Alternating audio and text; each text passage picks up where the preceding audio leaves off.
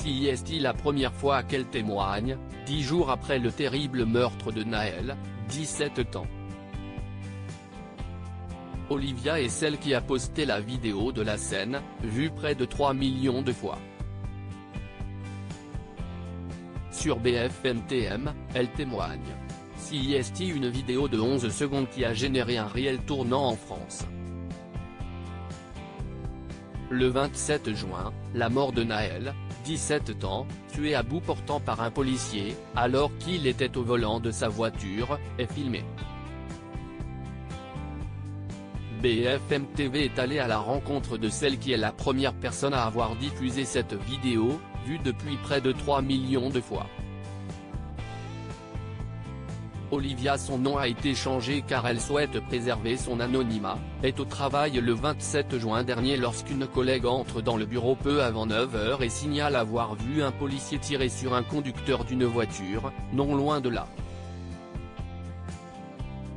Elle lui montre alors le contenu de la vidéo. Quand je vois la vidéo, je trouve ça très choquant et grave. Je n'imaginais pas que cela pouvait arriver à proximité de là où je travaille, admet Olivia, la jeune femme de 27 ans, 10 jours après les faits gravissimes qui ont coûté la vie à Nahel, fils de Mounia. Elle décide alors de la publier sur Twitter, s'avouant gênée d'aller au commissariat avec.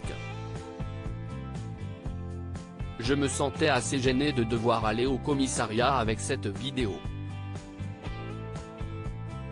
Je sais que des policiers font bien leur travail, mais quand on voit ça et qu'on connaît la première version qui a été donnée et qui n'était pas le reflet de ce qu'on voyait dans la vidéo, je pense que j'ai bien fait de la poster, affirme Olivia.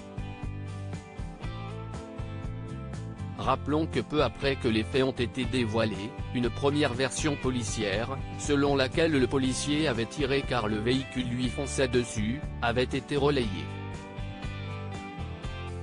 Elle n'imagine pas encore la portée de son post, ni les émeutes qui vont s'abattre sur la France durant 5 nuits, témoignant de l'immense colère.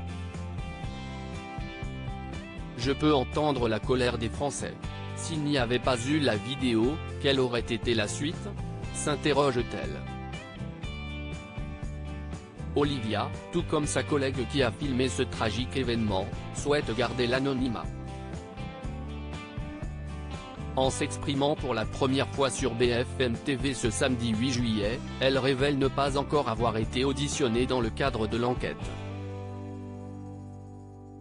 Je ne suis pas quelqu'un qui souhaite la lumière, j'ai même été contacté par la presse internationale.